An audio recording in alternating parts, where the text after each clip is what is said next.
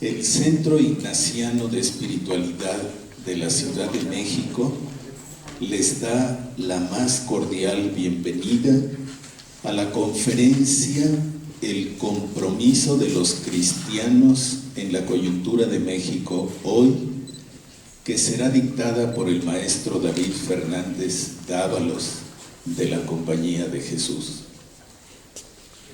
David Fernández, jesuita, realiza ahora como rector de la Universidad Iberoamericana de la Ciudad de México una importante labor en el campo de la educación, decisivo para la conciencia y la transformación social. Anteriormente fue rector del ITESO, Universidad Jesuita en Guadalajara, y de la Universidad Iberoamericana de Puebla. Sensible a las realidades de injusticia, pobreza, desempleo, violencia, abandono de los jóvenes y atento a los brotes de conciencia y compromiso social, David ha sabido incorporar en su misión educativa su valiosa trayectoria en la defensa y promoción de los derechos humanos. Fue director del Centro de Derechos Humanos Miguel Agustín Pro Juárez de esta ciudad. David estuvo con nosotros en marzo del año pasado para ayudarnos a reflexionar sobre la coyuntura de entonces.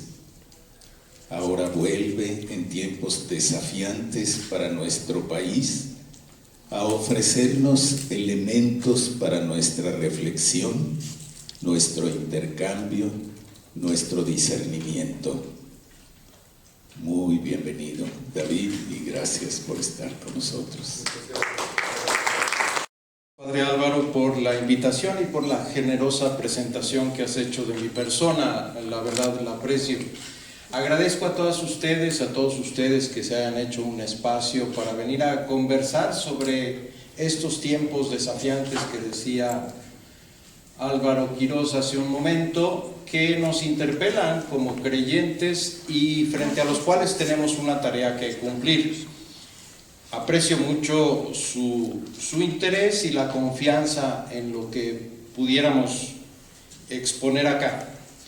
Para situarme, quiero preguntar, ¿quiénes estuvieron en la charla a la que hizo referencia Álvaro, el padre Álvaro, en marzo pasado? Levanten la mano, por favor. Muchas gracias. Entonces voy a empezar con algo con lo que empecé en aquella ocasión, porque si no, no se entiende cuál es la perspectiva en la que quisiéramos situarnos. Y para tener una clave de interpretación de lo que vendrá en la segunda parte, que es la más complicada, hablar del contexto actual y de lo que nos toca. Pero algunos presupuestos. El primer presupuesto es que Jesús de Nazaret no vino a predicar la vida futura, eso vino después como teología, sino que vino a presentarnos una ética para los tiempos de la historia en los que Él estaba presente, y que entonces el Dios de Jesús no nos saca de la historia, sino nos mete de lleno. Es decir, el proceso de encarnación es ese Dios que está en el universo, en el cielo, en la tierra, en todo lugar, como decíamos en el Ripalda. Resulta que en un momento dado irrumpe en la historia en Jesús de Nazaret. Entonces el Dios en el que creemos no es alguien que nos saca de la historia, sino que nos mete en ella. En lugar de el Dios de Jesús, en lugar de querer crecer y alejarse de los seres humanos, al contrario, se acerca a nosotros, no nos aleja del mundo, no nos mete en nuestra propia interioridad. Es decir, si algo hizo Jesús fue combatir el mal de su tiempo, saliendo de sí mismo, ni experimentar al Dios de Jesús exige hacer vacío interior como en las religiones orientales, sino que más bien nos exige estar en contacto con el herido que está en el camino, con los leprosos que van pasando por allí, con los endemoniados, con el interpelando al poder religioso y al poder político. Ese es el tipo de persona a la que decimos seguir. Es el Jesús de Nazaret, el Dios de Jesucristo. Papá y mamá, padre y madre, no es un Dios celoso, es decir, que no está en conflicto con la humanidad, no reclama nada para sí, sino al contrario, demanda que nos llenemos de los demás y que frente a la historia los creyentes tomemos una posición. Ahorita voy a decir qué posición. Pero eso es lo primero. El Dios de Jesucristo no está peleado con la historia, está adentro de la historia y nos demanda tomar una posición a la manera de Jesucristo. Esto no quiere decir tampoco, y lo decía en aquella ocasión, que Jesús, se identifique con una ideología en particular, con un partido. Entonces, aquellos que han querido identificar a la figura de Jesús con un proyecto político como la democracia cristiana o lo que sea, están equivocados. Jesús no representa un proyecto, sino más bien unas opciones y una mirada. De eso vamos a hablar también. Entonces, lo que yo digo cuando confieso a Jesús de Nazaret es que el Dios en el que creo se hizo historia, y al hacerse historia se vinculó con los pobres y los excluidos y se hizo conflicto con los pobres, con los poderes de este mundo, y por eso lo matan. Es decir, a Jesús, la muerte de Jesús no está desligada de su vida. Lo mataron por algo, lo mataron porque lo acusaron de ser el rey de los judíos, es decir, por encabezar alguna protesta, rebelión, y por ser blasfemo, por cambiar la imagen de Dios, es decir que Dios tenía que ver con nosotros y que no estaba allá más allá de la historia. En el terreno de lo social, Jesús defiende y promueve una serie de valores históricos irrenunciables que hacen que todo cristiano tenga elementos generales válidos para elaborar una propuesta social, cultural y económica para nuestros países y para el mundo entero. Voy a exponer estos principios. No se identifica con un partido, pero sí hay principios importantes. Primero, Jesús ve en los más pobres y en los necesitados y en los excluidos, ve la posibilidad de un futuro mejor. Desde ellos es desde donde juzga la historia. En ellos ve a los privilegiados del reino. Yo te bendigo, Padre, porque esto no se lo ha revelado a los instruidos y a los poderosos, sino a los más pequeños. Y el que no se haga como uno de estos niños, y el que no reciba a la viuda y al forastero, y el que da de comer al hambriento y beber al sediento, etcétera, esos son los que conmigo lo están haciendo. Todo esto, lean el Evangelio y esto está presente.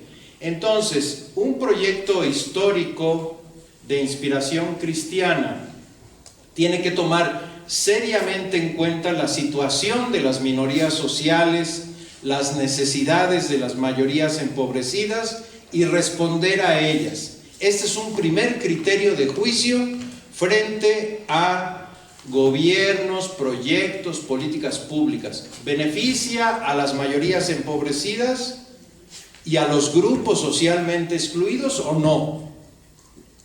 Primer criterio. Además, estos entes sociales como los pobres y los excluidos no son objetos pasivos de la acción benéfica estatal o privada, sino protagonistas de su propio desarrollo y de su destino. No son menores de edad, tienen un proyecto, tienen intereses y lo procuran salir, son actores sociales. Entonces no hay que olvidar que Jesús mismo, que los pobres son Jesús mismo. Vuelvo otra vez a Mateo 25. Cuando si me visitaron, no dice, cuando lo hicieron con ellos es como si lo hubieran hecho conmigo. Dice, conmigo lo están haciendo. Los pobres son Jesús mismo. Y entonces no son objeto de caridad, sino actores de su destino. Son mayores, son adultos. Es el primer criterio. Entonces, si se abre espacio a los pobres, si se abre espacio a los que son excluidos, a los que padecen la realidad, para que se desarrollen y crezcan como personas, ese es un criterio de validez desde los criterios del Evangelio. En segundo lugar,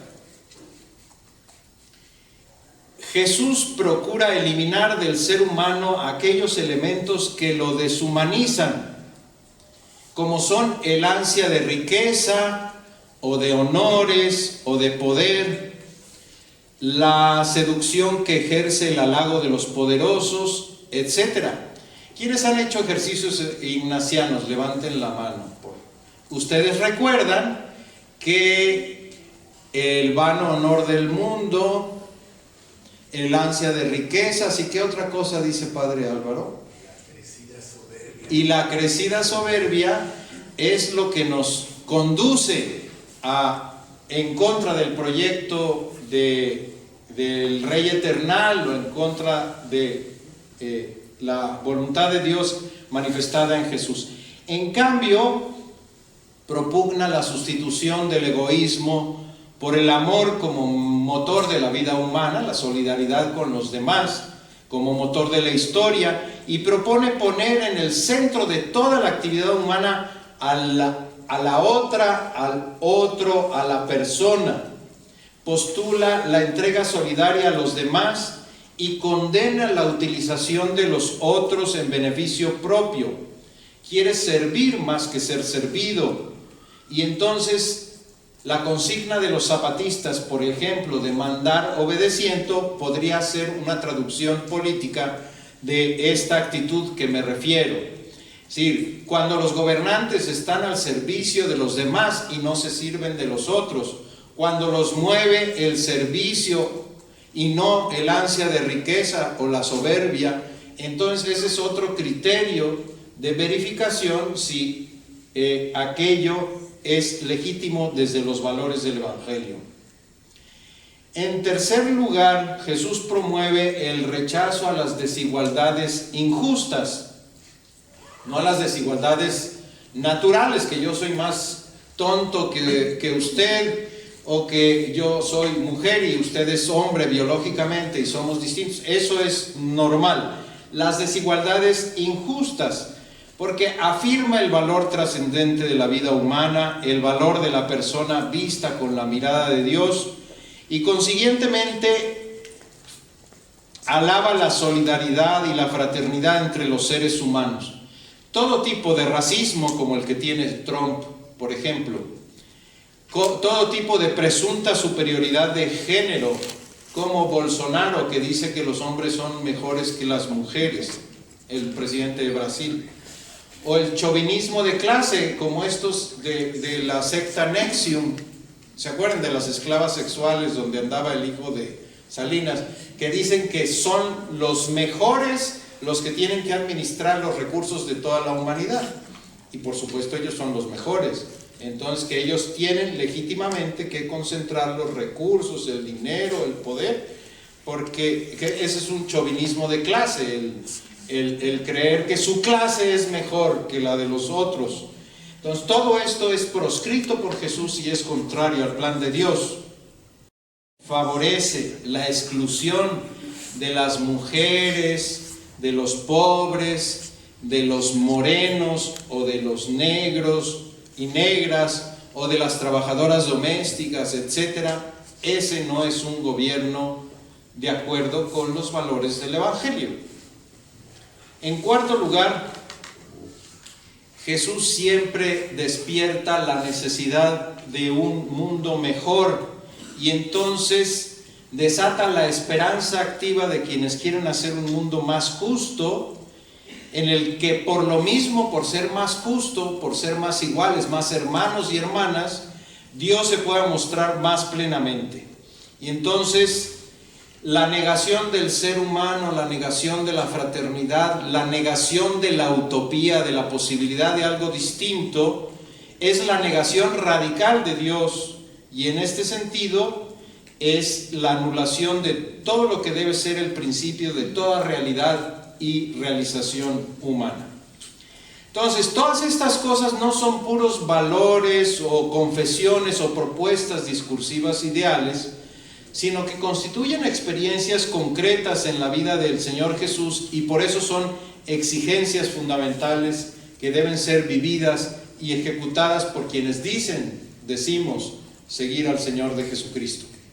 Entonces, mi opción en el Señor Jesús me hace sostener que desde las opciones de Jesucristo, estas que expuse, los creyentes, las creyentes, podemos hacer una valoración de lo que sucede en la historia, de esta coyuntura, de esta situación en la que estamos, y también podemos hacer una valoración que esas realidades nos abren y nos posibilitan.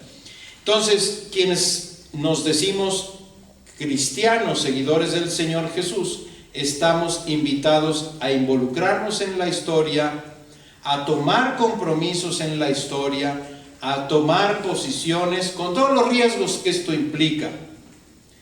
Es el llamado a apostar la vida, a actuar o no actuar frente a una determinada realidad. Supone siempre una toma de postura, para bien o para mal. Nadie, y menos los cristianos, estamos por encima de la historia como dioses en el Olimpo, más allá de toda la ambigüedad. La historia es ambigua y entonces nos hemos de manejar en esta misma ambigüedad. Voy adelante.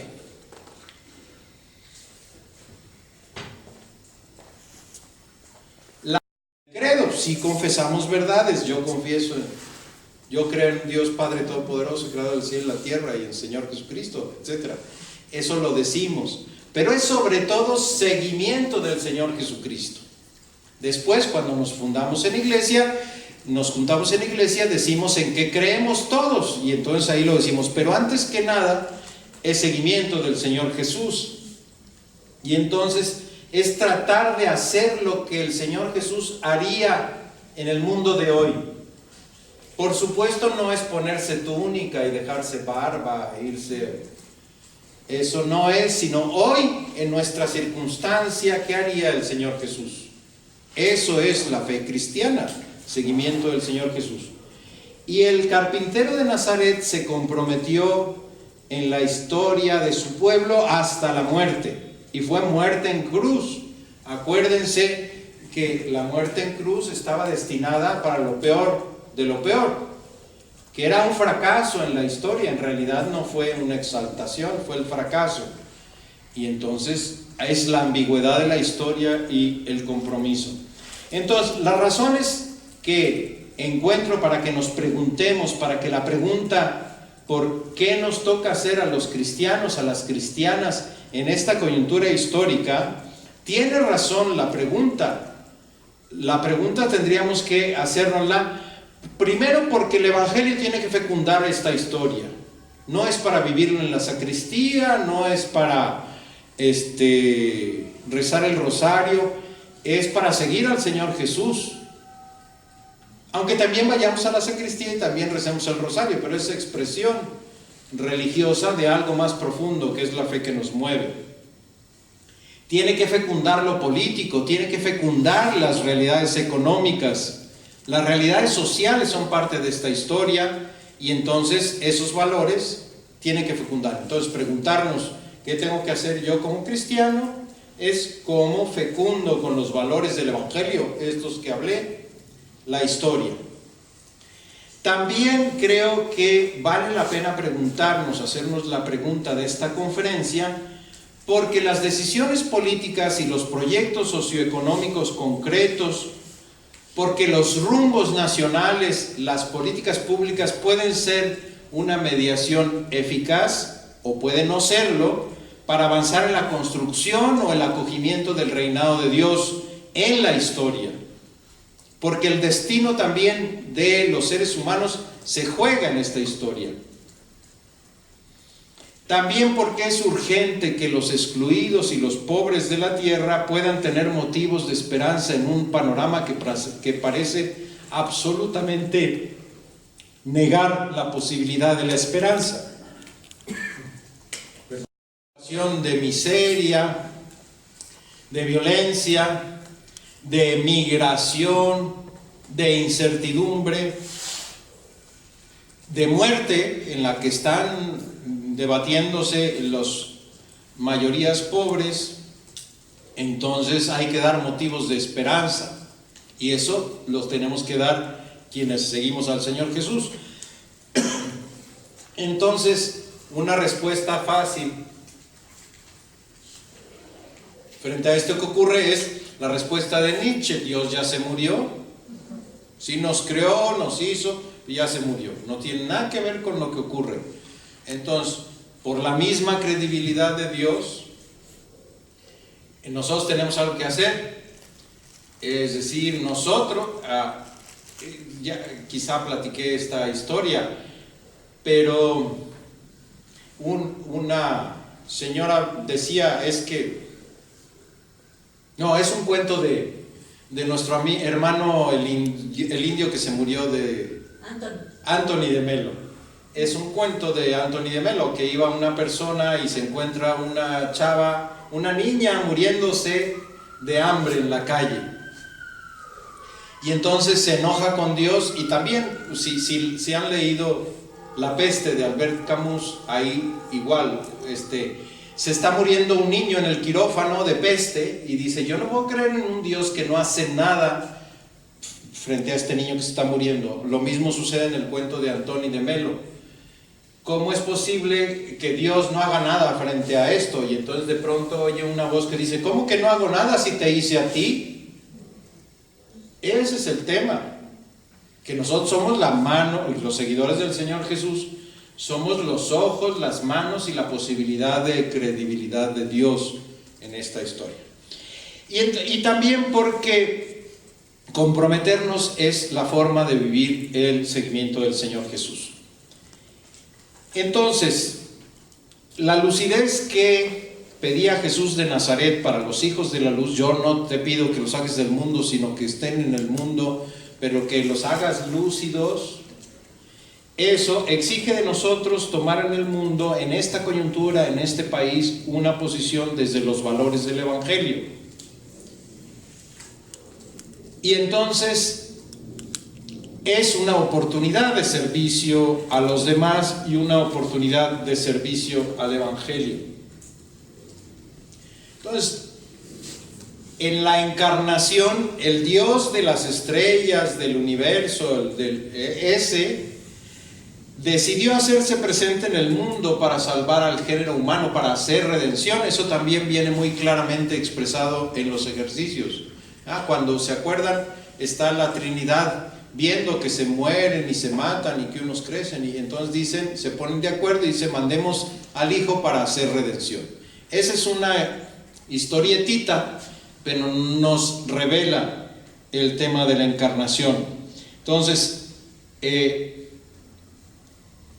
Dios se hace presente en el mundo, se hace presente en el infierno de hoy para hacer redención. Pero esto no es algo que quedó en la historia atrás. Ese es el segundo paso. Ya vimos, Jesús tomó partido y a nosotros nos toca seguirlo. Pero el siguiente paso es entender que esto de que Dios se inserta en el mundo y hace redención o salvación sigue ocurriendo ahora, no quedó en el pasado.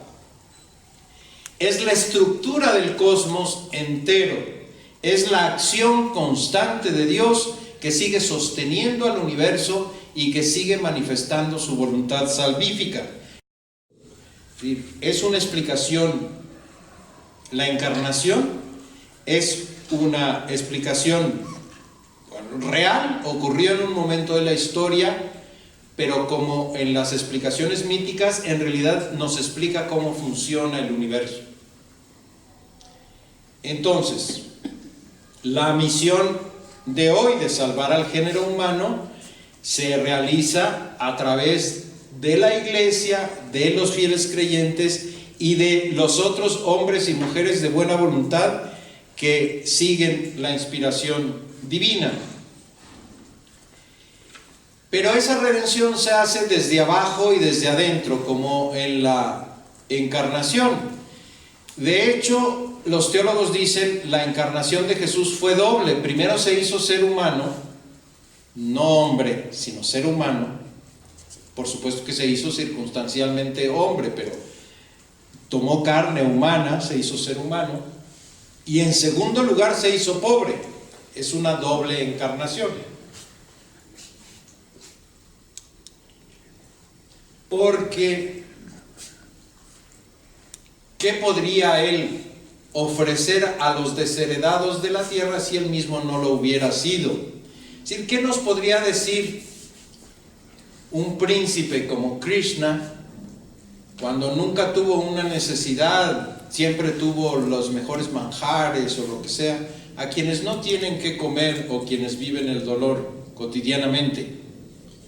Por eso, para hacer buena noticia para todos, Jesús tuvo que tener esa segunda encarnación. Y entonces salvar desde abajo y desde adentro, hacer redención desde ahí. Entonces, la acción de Dios en la vida, en la muerte y en la resurrección de Jesús de Nazaret nos revela que desde el momento de la creación, el universo entero, la historia y la humanidad fueron asumidos por Papá Dios, por el Padre Dios. El proceso de creación y de encarnación son un mismo proceso, es el mismo. En Jesucristo el hecho de que Dios asume la historia es patente. La realidad humana y material atañen intrínseca y directamente a Dios. La realidad divina involucra irremediablemente la historia humana. Si el Padre, eso también vale la pena saberlo, porque todavía ayer oí ¿cómo crees en Dios con este desastre que está pasando en todos lados? ¿Cómo creer en Dios si deja morir a Jesús de Nazaret en la cruz? Pues si Dios no interviene en la cruz de Jesús para salvarlo, si no frena las catástrofes ni remedia el hambre en el mundo, es porque ha decidido preservar lo que juzga más valioso, que es la libertad humana y la autonomía del mundo, la autonomía de la historia.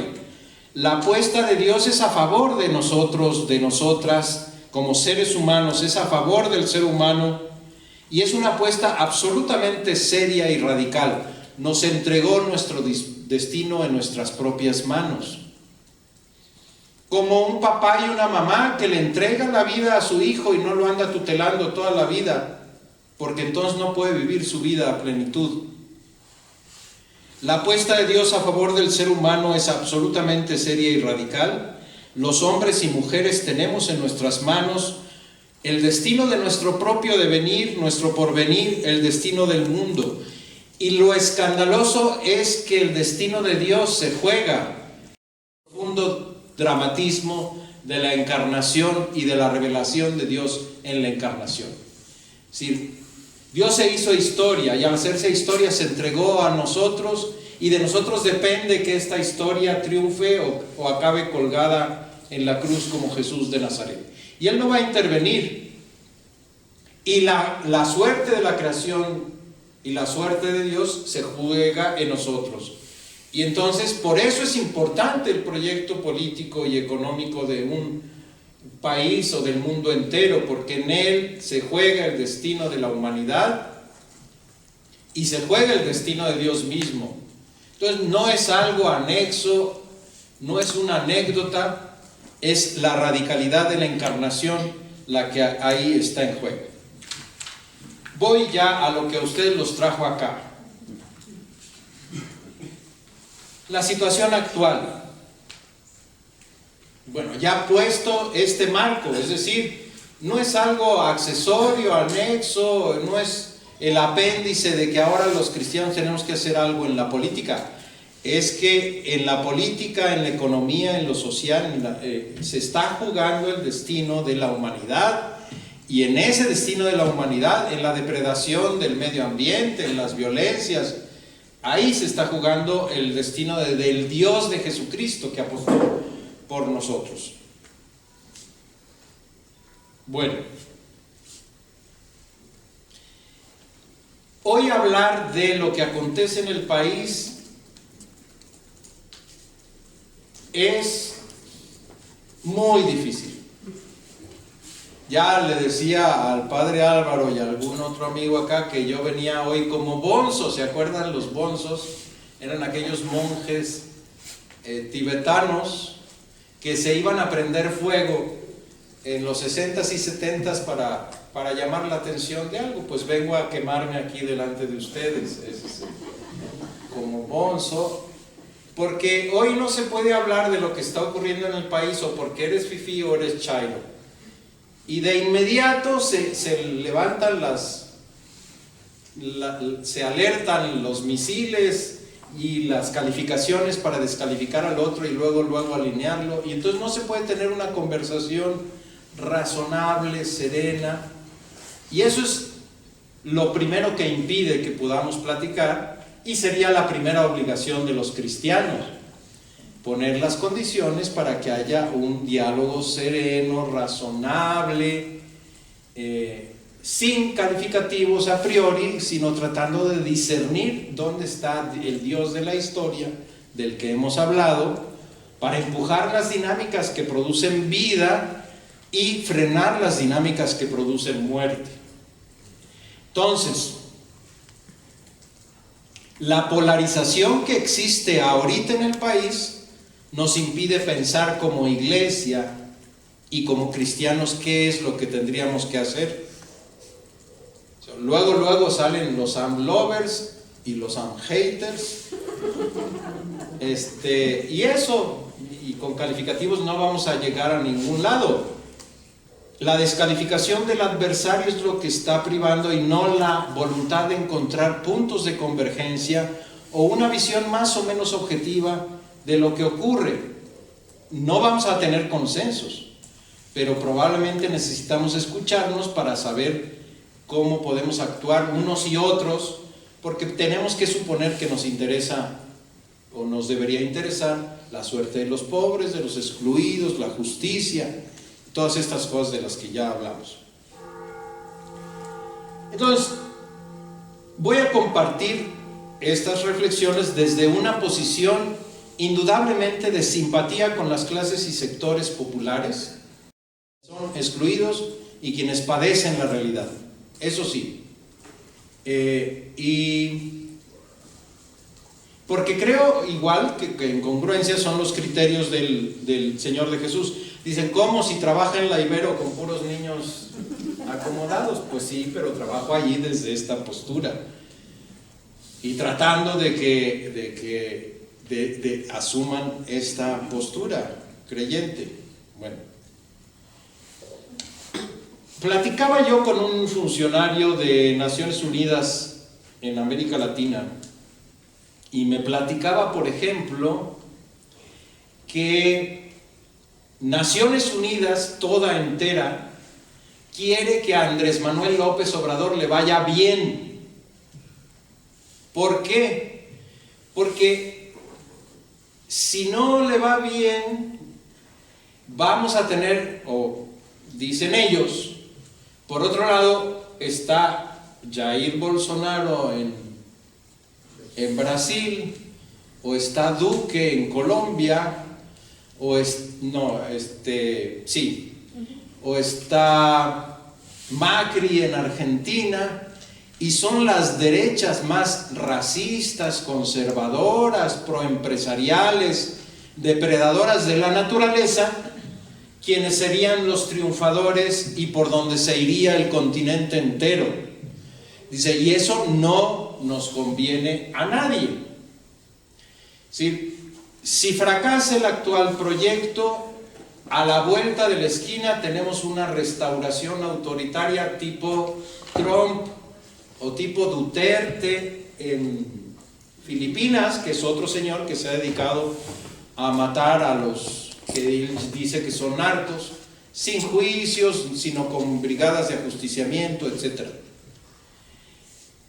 Entonces, esto es lo que dicen en Naciones Unidas. Nosotros quisiéramos que Andrés Manuel sea exitoso, conviene, porque en un régimen como el mexicano parece más conveniente para la convivencia pacífica internacional y para el bien de los sectores medios y populares. Andrés Manuel se adscribe él mismo a la izquierda, él se dice que está a la izquierda. Si su fracaso implicaría dar vía libre a fórmulas excluyentes, racistas, económicamente elitistas. Pero también estos funcionarios dicen, a pesar de este deseo, el deseo de que el gobierno de AMLO se distinga y reciba mayor respaldo como una alternativa para América Latina, han caído en la cuenta y hemos caído en la cuenta de que Andrés Manuel está llevando adelante políticas muy semejantes a los que los presidentes autoritarios y de derechas están llevando adelante. Y entonces es en cuando empiezan las contradicciones. Por ejemplo, luego vamos a tener que sacar conclusiones para nosotros, operativas. Por ejemplo, está empujando una política energética centrada en los hidrocarburos. Es decir, petróleo, gas, la nueva refinería, cuando hoy los gobiernos progresistas estarían buscando energías verdes, no contaminantes, eólicas o marítimas o lo que sea. Segundo, ya le ha bajado, pero ha atacado a la sociedad civil, lo mismo que estos otros. Es decir, ha dicho que la sociedad civil es fifí, por ejemplo, del financiamiento público, y las ha descalificado. Ha venido debilitando los organismos autónomos que nos ha costado mucho trabajo construir para la democracia. Es decir, por empezar, los menos que nos caen bien, la Comisión Reguladora de Energía, o el Instituto Federal Electoral, o el IFETEL, o el Instituto de Evaluación Educativa, instrumentos que hemos creado a lo largo de por lo menos 30 años, 40 años, para acotar el poder, y que para él han resultado onerosos, caros, ineficaces y en favor de los poderosos. Y entonces los ha venido debilitando. Ha atacado al Poder Judicial a propósito de los salarios y generó un odio contra la Suprema Corte de Justicia muy importante en el país. Pero es exactamente lo mismo que han hecho, como digo, estos otros. Luego veremos si hay diferencias de fondo entre una cosa y otra. El ataque a la prensa crítica y a la prensa libre, la prensa fifí, y entonces también genera animadversión. Y es lo mismo que están haciendo estos otros gobiernos. Las alianzas con las iglesias evangélicas. Bueno, si llegaron Bolsonaro y Trump a la presidencia, ha sido por su alianza con los sectores más conservadores de las iglesias evangélicas. Y no es que sea un problema de ecumenismo. Tienen mi respeto otras creencias. Es un tema político. El papel relevante de las Fuerzas Armadas en todos los terrenos de la vida pública. Esto es una tendencia muy preocupante, es decir, no solo se va a encargar de la Guardia Civil, hemos insistido mucho en que eso es un error, pero ya van a administrar recursos públicos para construir el aeropuerto de Santa Lucía, para distribuir los libros de texto, los van a usar, de mí se acuerdan si no, para distribuir los medicamentos ahora en la crisis importante que vamos a tener. Y empiezan a tener una actuación muy importante en la vida pública y constituyéndose en actores civiles y políticos. Se está alterando la relación tradicional que teníamos entre los militares y los sectores civiles y el gobierno civil.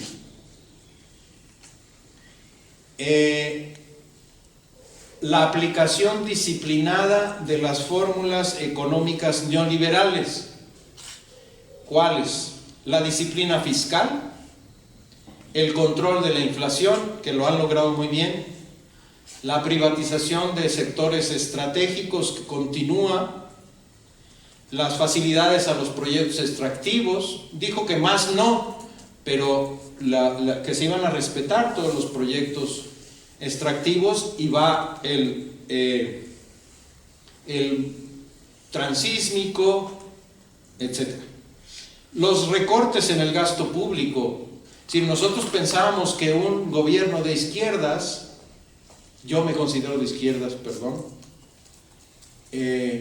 iba a gastar más en salud, en educación, en bienestar, en cultura, y pues no. Ha habido recortes en salud, en educación, en guarderías, en cultura. Se dice que es por ahorro para acabar con la corrupción. Es cierto, había una corrupción inmensa. Fue desaforado, desvergonzado el nivel de corrupción al que llegamos con los últimos sexenios, particularmente en el último, donde ya no tuvieron ninguna vergüenza ni límite. Y son los grandes proyectos los que les atraen y mediante los cuales gobiernan, pero no piensan en términos de políticas públicas. Por eso AMLO se aferra a temas como Dos Bocas, ya dije, el corredor transísmico, el Tren Maya, el aeropuerto de Santa Lucía.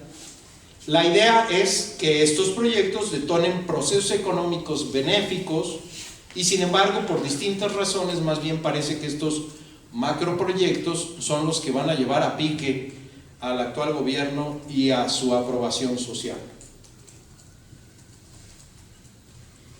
Adicionalmente, es sabido, este presidente está levantando una estructura paralela de gobierno al margen de las instituciones tradicionales del Estado. Y entonces los superdelegados que existen en los estados, controlados desde Palacio de Gobierno, es decir, la estructura no está en Secretaría de Bienestar, sino en Presidencia. Es en realidad una estructura paralela desde donde se manejará el presupuesto de todo el gasto público realmente, y que no pasa por las secretarías, sino por la Presidencia de la República. Recientemente el pleito con el director del Seguro Social, Germán Martínez, fue por esto precisamente, porque le eliminaron a los delegados del Seguro Social y en su lugar se instauraron apenas oficinas de representación, y el gasto se transfirió desde los superdelegados estatales. El propio instituto tenía su estructura de delegados en cada una de las entidades, mediante los cuales canalizaba sus recursos. Recientemente, la estructura del Seguro Social eliminó a los delegados e instauró sus oficinas de representación. ¿Qué me figuro que está haciendo? ¿Cuál es la interpretación global de lo que creo que está haciendo? Ya dije que la historia es ambigua, que no es blanco y negro, sino que es ambigua. Lo que creo que está haciendo es asegurando la renta universal o el ingreso universal para los mexicanos, que ahorita está por medio de las becas de Construyendo el Futuro, de Soñando el Futuro y de adultos mayores, etcétera, está garantizando la renta universal para los mexicanos y mexicanas de 0 a 25 años y después de 65 años hasta su muerte. Le queda la franja entre los 25 y los 65, que es la edad productiva. Pero entonces está acopiando recursos para garantizar esta renta universal, que es una idea muy de izquierdas, pero donde se puede tener donde hay recaudación suficiente. Acá no ha habido recaudación suficiente porque ya vieron, hay una evasión fiscal desmedida por las facturas falsas que aparecieron apenas antier, que hay empresas que se dedican a facturar falso y las venden, y ahí hay una evasión. Sacábamos una suma ayer o antier, ahorita les digo de qué tamaño. Luego la evasión, la condonación de impuestos que hacía sin ninguna razón, nada más pues para las grandes empresas transnacionales, sus amigos, a lo mejor para que generaran empleo, quiero pensar, pero les exentaba de impuestos. Entonces había una evasión o exención fiscal de casi 1,000 millones, de casi $1 billón, de casi, ayer sacábamos 780,000 millones de dólares, algo así, que no se recaudan. Y entonces, como no tienes ese ingreso, entonces la renta universal la está sacando, desecando las instituciones y canalizándolas mediante transferencias directas. Me parece que eso es la lógica de funcionamiento que está ahí. Entonces, sí es posible que esto tenga un beneficio inmediato y garantice la superación de la pobreza extrema, pero se arriesga con mucho el futuro del país, el futuro de la democracia y el futuro del funcionamiento del sistema mexicano. La política migratoria, esta es otra cosa. Entraron con una muy buena voluntad, con una política de manos abiertas, de brazos abiertos, tratando de dar visas de tránsito para todo el mundo que quería ir a Estados Unidos, y entonces esto les desató un problema y luego no pudieron controlarlo porque se multiplicó por 4 la migración tradicional, y entonces aún antes de las presiones de Trump tuvieron que poner freno y empezaron a frenar las caravanas en el istmo de Tehuantepec. Acabaron funcionando como la policía migratoria de Estados Unidos y están ahorita construyendo el muro, ya no, es decir, finalmente Trump logró lo que quería, es decir, construyó el muro y lo pagamos los mexicanos. No más que es un muro de 25,000 efectivos de la policía militar que están en el sur de la frontera, en la frontera sur, también en la frontera norte, pero bueno. El tema de los derechos humanos también, de carácter cívico-políticos y los grandes crímenes que se cometieron en el pasado, hay un avance, sin duda. Ahí valoramos positivamente lo que se está haciendo en temas como Ayotzinapa, o como los desaparecidos, o como los crímenes del pasado, etc. Hay un avance sin duda, están siendo investigados, existe la decisión de reparar daños y de ofrecer garantías de no repetición. También me parece que hay garantías de libertad de sufragio, aunque si se deshacen las los organismos electorales estatales. Ese es un riesgo muy importante. El IFE nacional no va a poder organizar todas las elecciones en todo el país. La libertad de asociación, de manifestación, están garantizadas. Le han gritado cosas a Andrés Manuel y no hay problema por eso, ¿no? No hay represión. Bien, esto es lo que creo que está ocurriendo y creo que esta es la lógica. Por otro lado, es verdad que hay un ataque fifí, por usar estos términos, de carácter clasista, para que el gobierno de Andrés Manuel no tenga éxito. Y es permanente el ataque. Se da en los terrenos ideológicos, con periodistas, medios, etcétera, en el terreno político, en el terreno económico. Dicen que no tiene contrapesos. Hombre, tiene los contrapesos de los grandes capitales del país, de la prensa, de los canales de televisión, etcétera. No tendrá contrapesos de carácter político electoral o funcionarial. Pero esto se debe a que efectivamente las élites surgidas del porfiriato desde entonces, 1910, están siendo desplazadas del control político del país, no del control económico.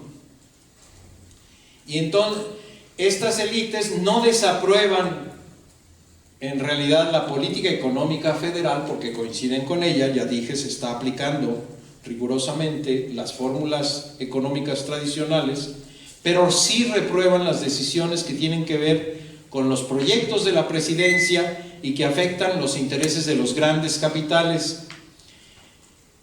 Protestan por el fin de la condonación fiscal, por la lucha contra la corrupción, que fue la que hizo despegar a los grandes capitales de hoy. Protestan por la cancelación del nuevo aeropuerto de la Ciudad de México porque había un negocio multimillonario alrededor. El tema de la refinería de Dos Bocas, porque sustituye importaciones que también son manejadas por estos grupos. El control de las compras gubernamentales también han sido desplazados. En fin, entonces sí hay un disgusto de los sectores acomodados porque están siendo desplazados y se les está quitando. Eso es verdad también.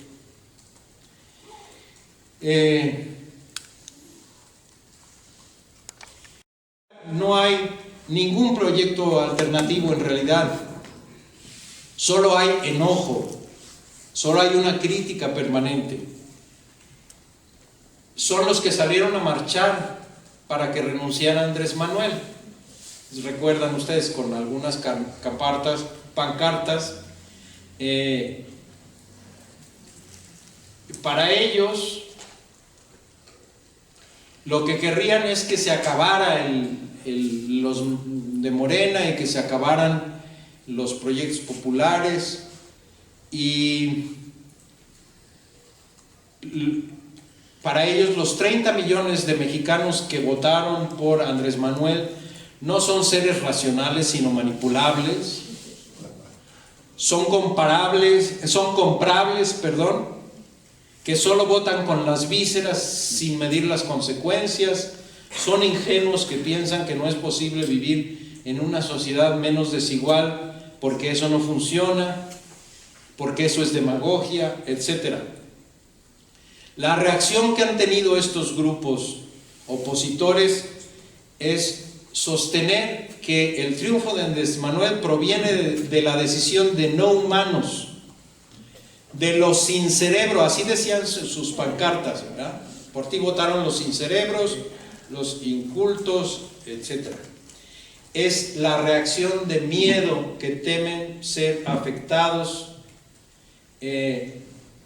después de haber ellos afectado tanto y de maneras tan perniciosas a los otros. Se preguntan por qué los que están para servirme ahora me quieren gobernar. ¿Por qué ahora me tengo que preocupar por escuchar a los que debieran permanecer callados, sin boca y sin palabras? Hay una crítica racista y clasista en la reacción en contra del gobierno de Andrés Manuel. Esto es indudable.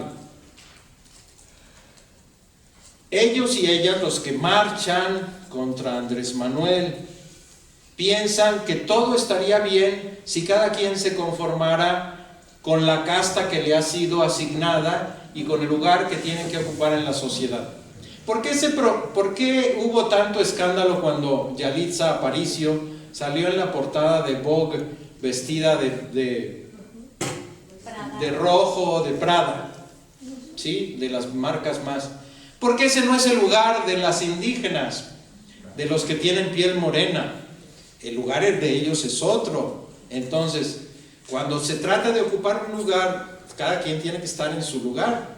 Por eso el escándalo racista en contra de lo que está ocurriendo en el país. Entonces, si cada quien permaneciera en el lugar asignado por su color de piel o por su apellido o por sus relaciones cortesanas, todo iría bien. Los opositores se quejan de que les digan fifís.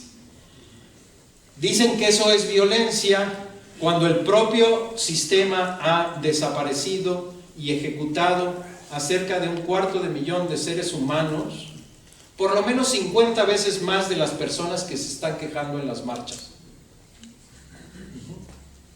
Entonces tenemos que ver no lo blanco y negro las cosas, sino ver la gama de grises y todo lo que se está jugando actualmente en el panorama nacional. La enorme legitimidad que tiene todavía Andrés Manuel, porque tiene una enorme legitimidad, a pesar de que viene cayendo en su popularidad, esto hay que decirlo, pero todavía tiene aprobación del 68%, cosas así, proviene no tanto de lo que él representa o está haciendo, pienso yo, sino del horror que ha significado para el país y para la gente los gobiernos que le precedieron. Es decir, el miedo a regresar a los momentos de los gobiernos anteriores, de saqueo, de corrupción, de racismo, de exclusión, de aumento de la pobreza, es lo que hace que sigamos teniendo confianza en que esto puede cambiar. Amor al bien, también dice San Ignacio, lo que nos mueve, sino el horror al mal. Hubo tanto daño en los regímenes encabezados por el PRI o por el PRIAN que la población mayoritaria no quiere volver a lo anterior. Por eso se aferra a la esperanza que significa Morena en el país, y lo acabamos de ver en las elecciones de Baja California y de Puebla, donde vuelve a triunfar muy ampliamente lo que representa Andrés Manuel. ¿Qué nos toca hacer? Ya con esto me voy acercando. Bueno, las situaciones objetivas ustedes las conocen: las violencias por el territorio, los feminicidios, la violencia patriarcal, la violencia a la que están sometidos los migrantes, la extrema derecha esta racista que ha salido a la calle, en fin. El panorama es difícil. Hay una guerra de los poderosos en toda América Latina contra los pueblos. Por supuesto que hay resistencia, hay gente organizada, hay primicias de realidades distintas, nuevas, en fin. ¿Qué pienso que... aquí está. Primero, algo que decíamos desde antes de que fuéramos a las elecciones, que no habría que poner la esperanza en una persona, que la esperanza estaba en la organización de la gente, y eso vuelve a ser hoy y siempre la verdad. Si este país se va a decantar y va a ser más justo, igualitario, participativo y democrático en la medida en que haya organización social presente disputando sus reivindicaciones frente al poder. Entonces no es Andrés Manuel el que va a cambiar las cosas, es la presión que ejerza la gente frente a los gobiernos y frente a los gentes de Morena lo que puede hacer que sean congruentes con lo que nos ofrecieron.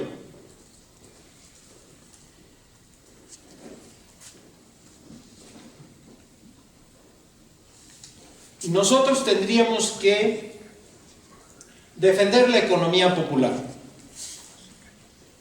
es decir, procurar que haya mejores salarios, que haya posibilidades de organización, de créditos de capital para las industrias populares, para las empresas sociales, que haya recursos para la atención de los sectores más excluidos, desfavorecidos, defender la economía popular, combatir la pobreza y la desigualdad.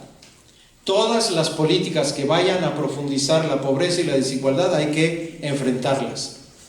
Así sean de Carlos Slim o sean de Andrés Manuel. No nos importa de dónde vengan, pero si son políticas que profundizan la desigualdad, la injusticia, la pobreza, hay que pararlas. Hay que detener el deterioro ecológico. Proyectos que depreden la naturaleza o que dañen el ecosistema, que aumenten el calentamiento global, hay que frenarlas con la acción decidida de la gente. Transformar las estructuras políticas políticas para hacerlas más participativas, más democráticas. Luego haré una síntesis y hablaré de democratizar la democracia. Pero eso quiere decir que haya organizaciones sociales y políticas que participen en la gobernanza de el sistema y a la gente, ¿sí? A las madres que buscan a los desaparecidos o que hacen excavaciones o que los muchachos que siguen con el tema de Ayotzinapa o que despojan de un territorio o sacan por los narcotraficantes, etc. Eso es lo que nosotros podríamos hacer de manera organizada. Y por supuesto las universidades participar en esto y formular nuevos proyectos alternativos y lo que sea, eso nos toca a nosotros. ¿Cuáles serían nuestras posturas político-ideológicas frente a quien sea? Que el Estado tenga una acción rectora frente a la economía, es decir, que no haya el libre mercado absoluto donde solo los capitales deciden qué hacer. El Estado representa a los ciudadanos y ciudadanas y tiene que tener una acción rectora de la economía. Tenemos que fortalecer el mercado interno, es otra postura, es decir, que aumente la capacidad de compra de la gente. No que estemos todas las industrias volcadas a la exportación, porque eso hace que nos convenga un dólar caro, porque los que exportan traen dólares caros y es contra los intereses de largo plazo del país. Pero además nos interesa que aquí, lo que se produce aquí, se consuma aquí, que haya un mercado interno fuerte, que mejoren los salarios, la capacidad adquisitiva del salario, que se cambie el modelo económico primario exportador, extractivo, que está bajo el control de las transnacionales, que es el modelo actual, por un modelo económico que agregue valor a las riquezas del país, que creemos y experimentemos modelos empresariales asociativos, alternativos, nuevas alianzas, nuevas regiones comerciales. Ahorita por eso somos tan vulnerables frente a Trump. El 80% de nuestro comercio es con Estados Unidos. Pues hay que explorar la región Asia-Pacífico, la región del Mercosur, la de los, ¿cómo se llama donde está Chile, Perú, los países andinos y nosotros? No, el Mercosur. ¿Andean? Bueno, todos estos que ustedes tienen claros en su cabeza para diversificar el tema.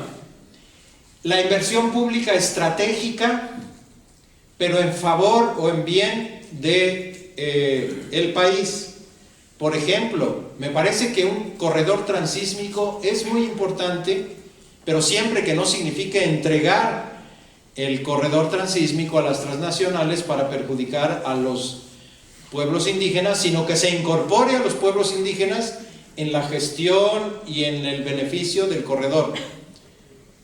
En eso estamos trabajando en la Ibero para proponer un modelo alternativo para el corredor del Istmo de Tehuantepec. O el Tren Maya puede ser que sea bueno con las mismas condiciones, que incorpore a las comunidades y pueblos indígenas involucrados, que no deprede el medio ambiente, que genere riqueza para la región, etcétera, pero todo, y no se ha entregado nada más al capital para su explotación. Los proyectos estratégicos sí no son benéficos. Estas son como posturas políticas que me parece que tendríamos que tener los cristianos. Las repito porque consuenan con el tema de los criterios evangélicos que puse al principio. Fortalecimiento del mercado interno, cambio en el modelo económico primario exportador, creación de nuevos modelos empresariales de carácter social, la integración regional, esa es otra postura que tendríamos que tener, crear regiones, efectivamente, donde el comercio, la infraestructura, la producción esté articulada. Y entonces, de nuevo, defender la economía popular, combatir la pobreza y la desigualdad, detener el deterioro ecológico, transformar estructuras y políticas de la economía neoliberal y confiar en nuestras propias fuerzas como pueblo organizado. Si quisiera enviar una consigna, usaría las categorías que usa un teórico portugués que se llama Boaventura de Sousa Santos. Él dice, yo voy a añadir una cuarta, pero democratizar, descolonizar y desmercantilizar. Yo añado despatriarcalizar también. Democratizar, ya dije, significa democratizar la democracia. Es decir, hacer mecanismos participativos de intervención de la gente en el gobierno que le atañe, presupuestos participativos, decisiones de tiempo, de trabajo en las políticas de promoción del empleo, etcétera, etcétera. Hay muchas políticas que se pueden impulsar y que están identificadas. Entonces, y despatriarcalizar es generar procesos en los que las mujeres tengan un empoderamiento mayor, logren brincar el techo de cristal que les impide su desarrollo en los niveles altos de dirección, por supuesto no estén recluidas en las labores privadas, mientras lo público es solo para los hombres, etcétera. Ese es otro. Entonces, descolonizar, despatriarcalizar, desmercantilizar y democratizar serían las consignas. Bien, en una encuesta reciente, con esto concluyo, con los estudiantes de la Ibero, por cierto que ya hay sectores populares en la Ibero y los invito a que si quieren manden gente que necesite beca del 100%, se lo podemos dar. Decía en una encuesta que hicieron, el principal problema que encontraron los encuestadores es la desesperanza en los jóvenes. No creen que sea posible incidir para transformar esto, no creen que sea posible tener algo mejor para el futuro, no creen que sea posible ellos encontrar un empleo que sea mejor que el de sus padres.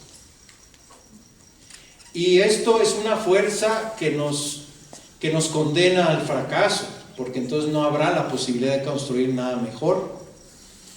Entonces, me parece que la obligación mayor, igual, ya concluyo, digo, de nosotros los cristianos, es mostrar que es posible avanzar en la construcción de un mundo más justo, un México más pacífico, más democrático, más solidario, pero mostrarlo en los hechos.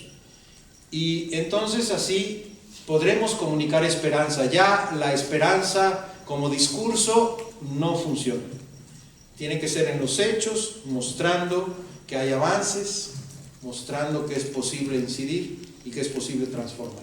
Entonces, no es poco lo que tenemos que hacer, pero creo que lo podemos hacer justo iniciando estas charlas, en donde no nos descalifiquemos unos a otros, sino podamos decir realmente lo que pensemos, podamos compartir sin miedo, y tratando de seguir, como dije al Señor Jesús, en general mejores oportunidades, sobre todo para quienes han padecido la historia y quienes han sido tradicionalmente excluidos o oprimidos. Muchísimas gracias por su atención.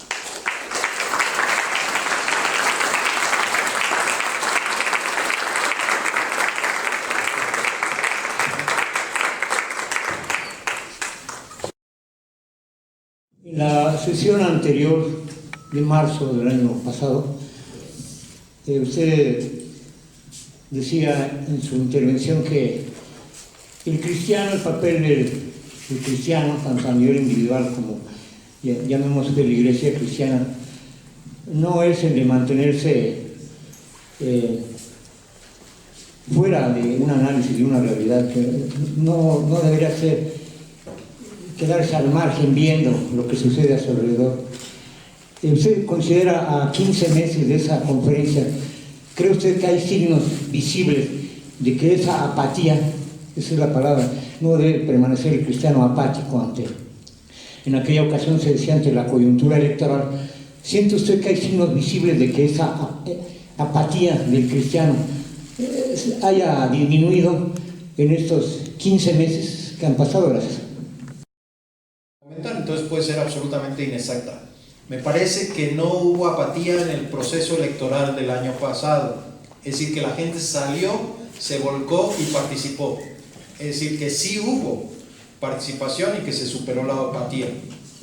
En este momento me parece que lo que hay es mucho ruido y pocas nueces, que estamos como pasmados esperando para dónde va a dar color de un lado y otro, y unos no queriendo intervenir porque pensamos que tenemos confianza y no queremos hacerle olas al gobierno de turno, y entonces estamos paralizados esperando que tenga resultados, y otros esperando que fracase y que se lo lleve el tren Maya en este caso.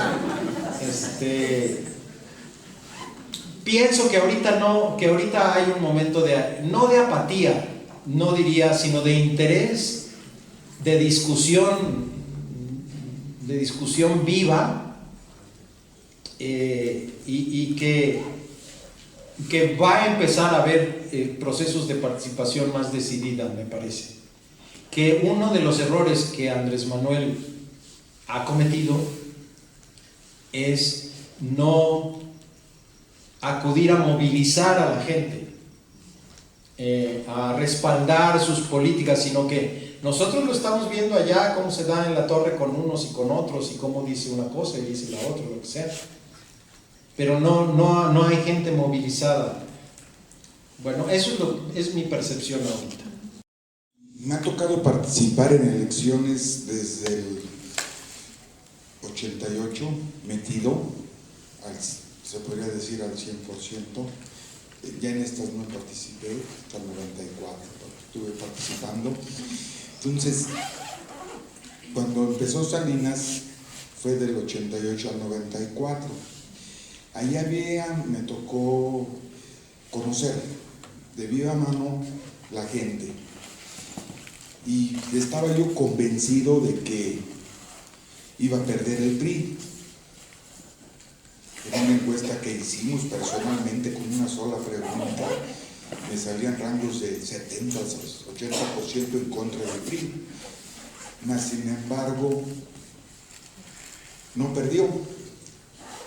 Yo me planteé una hipótesis, a ese nivel llegué, de que la gente votaba y en la casilla se borraba el voto y aparecía en la otra papeleta. A ese nivel tuve esa creencia. Y en esta elección que pasó, el hecho de tanta gente hayas votado por Andrés Manuel, me parece un acto como fuera de lo normal. Para mí no es normal. Fue algo, desde mi punto de vista, preparado, inducido, y es una nueva manera de fraude electoral, desde mi punto de vista, porque no es natural. Por más odio que se tenga, no se pueden tener esos saltos, esa polarización y esa forma de la gente de votar. Para mí es una nueva manera de control electoral. Ya había medios electrónicos, es un nuevo descubrimiento de manejo electoral desde mi punto de vista, porque no es natural. Okay. Lo mismo que me sucedió en el 94. Explicar en proceso, ¿no?, unos memorándums que mandó el embajador al presidente de Estados Unidos, el embajador de Estados Unidos allá, donde decía que a todas luces iba a ganar Cuauhtémoc Cárdenas, y que ellos tenían, y entonces de ahí se probaba de alguna manera que hubo efectivamente un fraude. Con esto lo que quiero decir es que la tendencia, lo mismo ocurrió, yo participé en una comisión de la verdad de las elecciones del 2000, donde también contendió Cuauhtémoc Cárdenas y ¿cómo se llama? Y doña Rosario Ibarra de Piedra, etc. Lo que quiero decir es que la tendencia crítica al PRI venía gestándose desde entonces.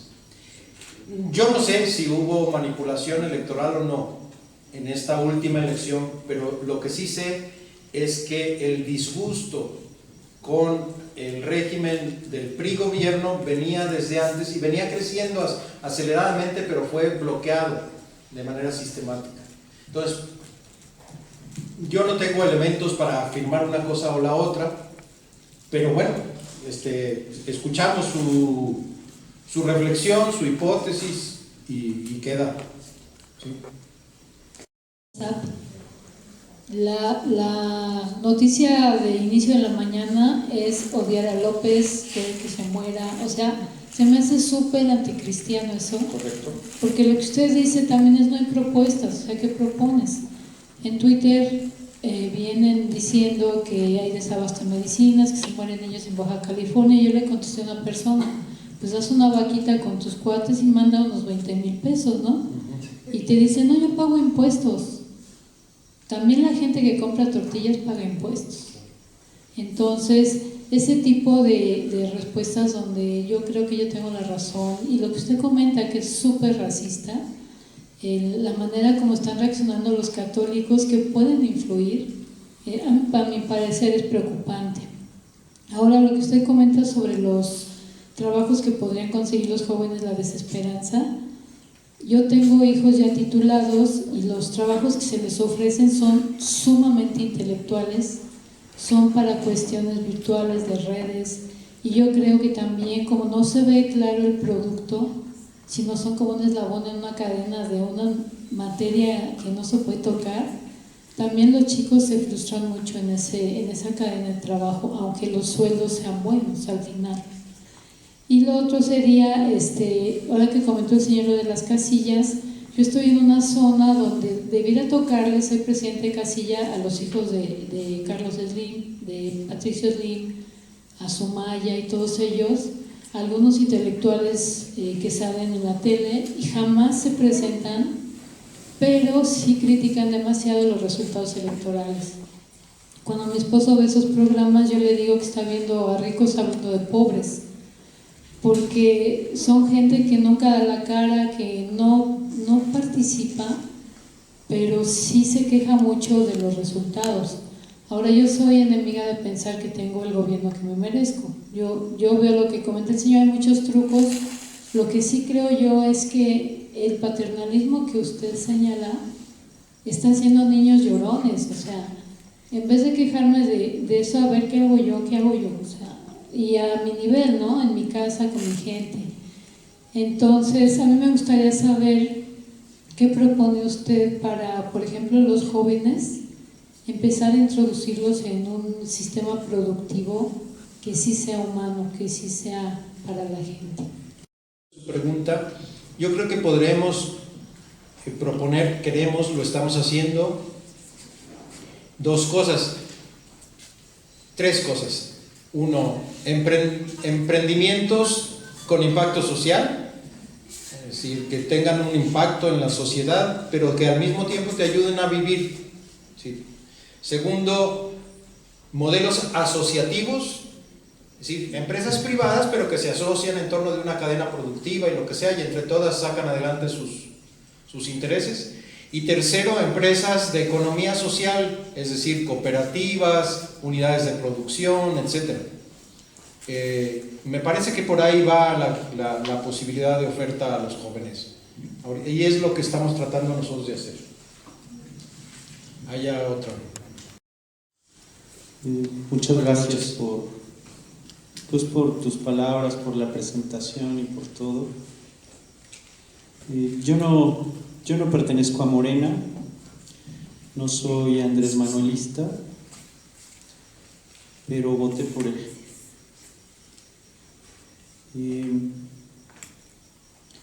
Yo siento que hay un odio exacerbado en contra de todo lo que huela a Andrés Manuel, de algunos sectores, sobre todo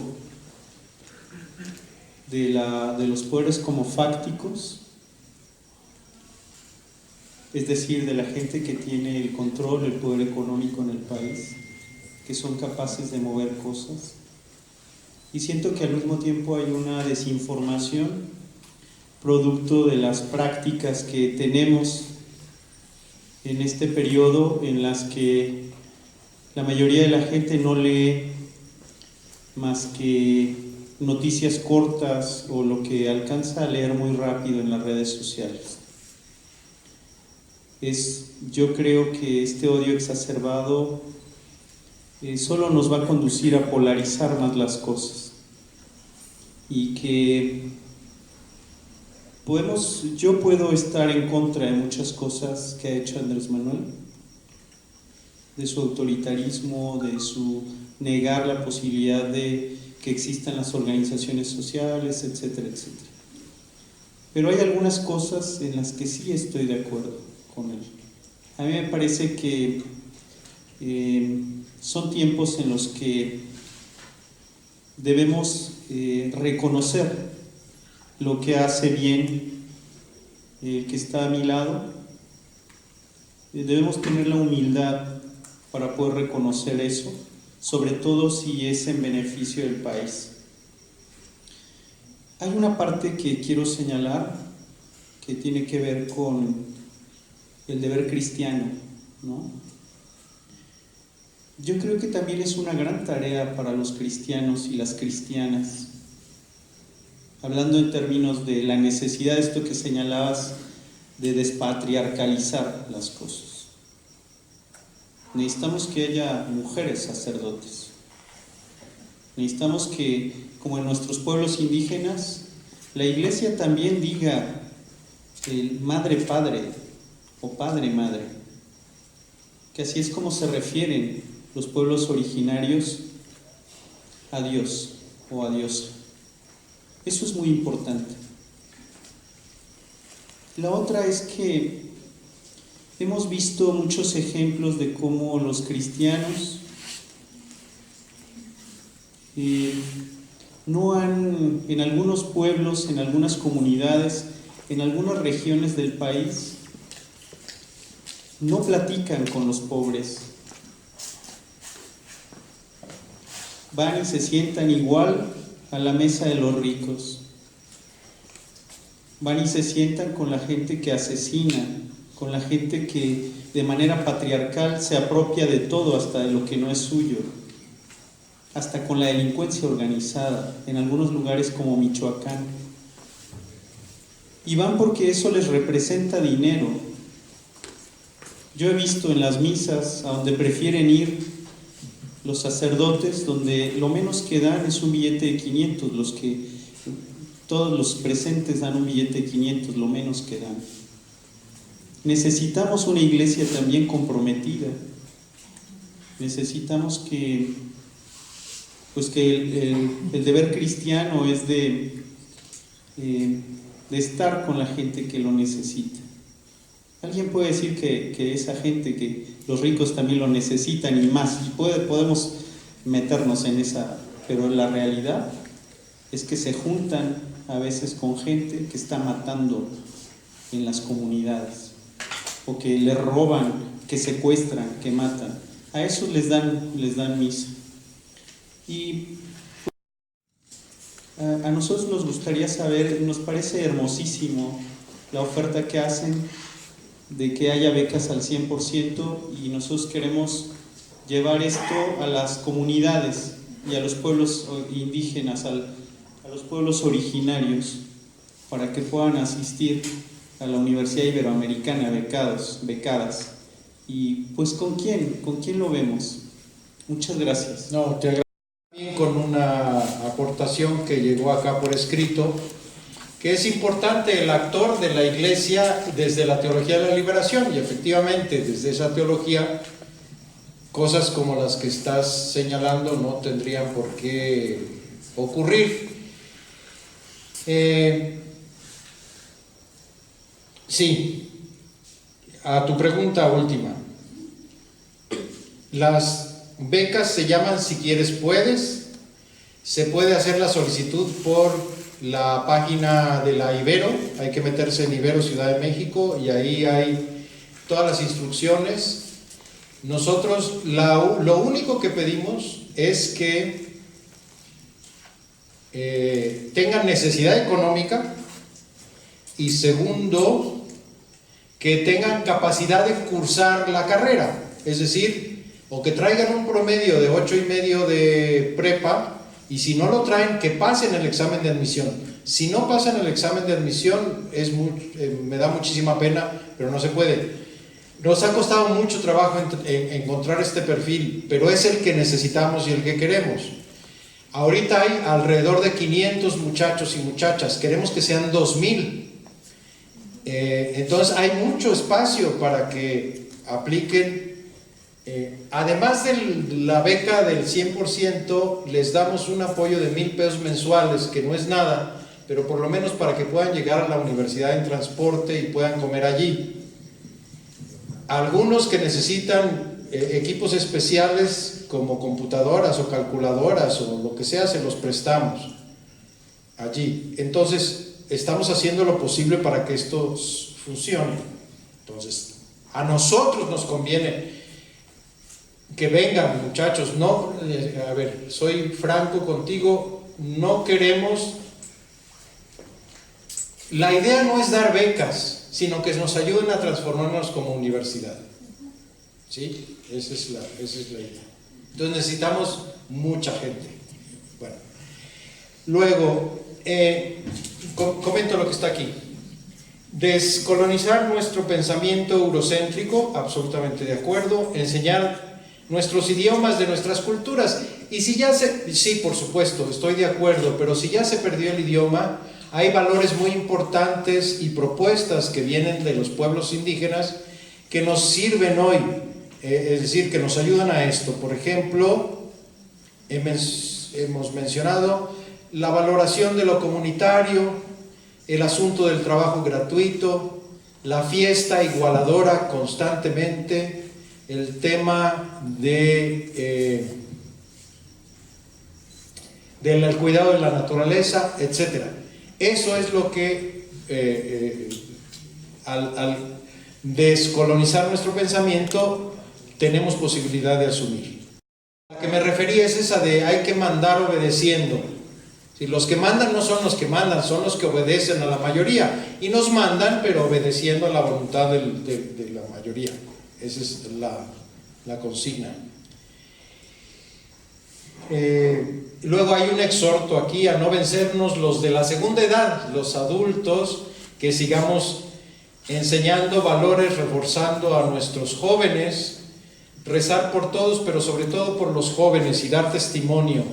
Creo que es una verdad maciza. Y dos preguntas más directamente. ¿Qué papel estará jugando el proyecto educativo para la enseñanza de la historia y en general de la educación y cultura, la SEP? Me parece que todavía no da color la SEP. Sí, yo conozco más el tema de la educación superior y ahí todavía no está claro qué van a hacer. Me parece que sucede lo mismo en primaria y en educación básica. Tú estás, Marichuy, en eso mismo, que más bien están vueltos locos y que no saben ni cómo ni qué, y que un día dicen una cosa y al otro dicen la otra, y así está. Esto lo oí en la mañana, por eso me atrevo a conferirlo con Marichuy, de alguien que está en el tema. Entonces, me parece que la enseñanza de la historia, del civismo, de la filosofía son claves para el tipo de modelo que necesitamos, no nada más, como decía Fox, inglés y computación, porque entonces sí, lo único que enseñamos es a obedecer, y lo que queremos es enseñar también a obedecer, a disentir, a proponer, y para esto es muy importante la enseñanza de la historia, la enseñanza de la cultura cívica y de la filosofía, que es la que nos enseña a pensar, ¿verdad?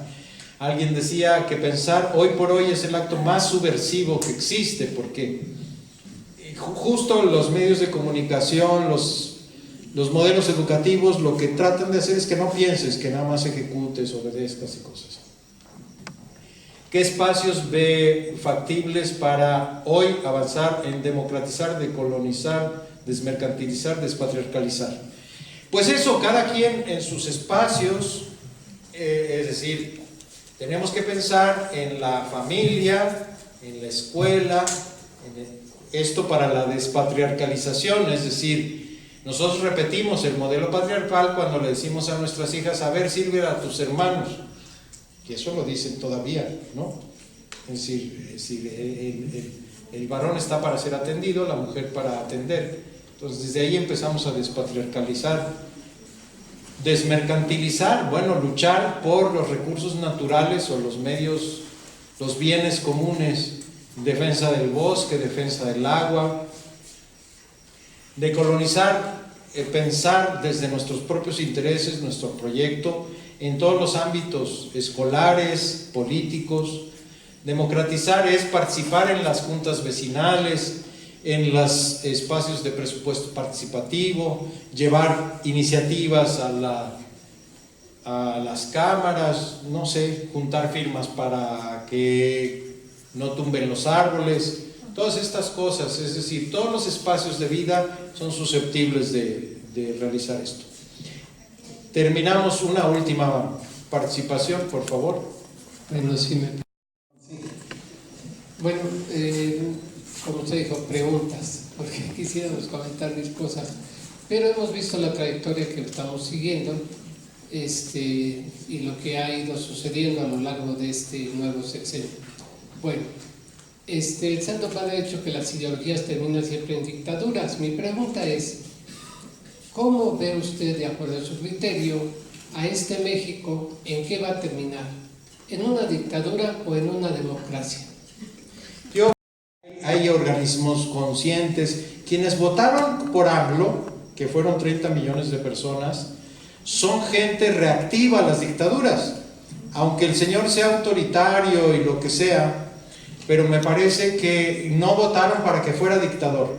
Entonces, me parece que no hay espacio para ello, porque no es justo, porque estamos diciendo que el modelo del país no puede depender de una sola persona, y entonces que habrá posibilidades de rebelión, de conflicto social, lo que sea que lo va a impedir. Esa es mi confianza. Hay un testimonio de un becario de la Ibero que también pidió antes la palabra. Sí, claro. ¿Se la vamos a dar? Población, no tengo la beca, si quieres puedes, tengo la beca Ibero, pero aún así me permiten mis condiciones acceder a una maestría. Estoy terminando el primer semestre de la maestría en administración Y es verdad, soy testigo de que esta universidad está transformándose a sí misma, está comprometiéndose cada vez más con la sociedad, sobre todo con los más vulnerables, y los estudiantes, pues sí, nos vamos haciendo más diversos, porque así funciona la sociedad. Yo creo que la Universidad Iberoamericana debería ser un reflejo de la sociedad en que vivimos, una sociedad mexicana muy diversa. Y bueno, mi pregunta va en este sentido, maestro David.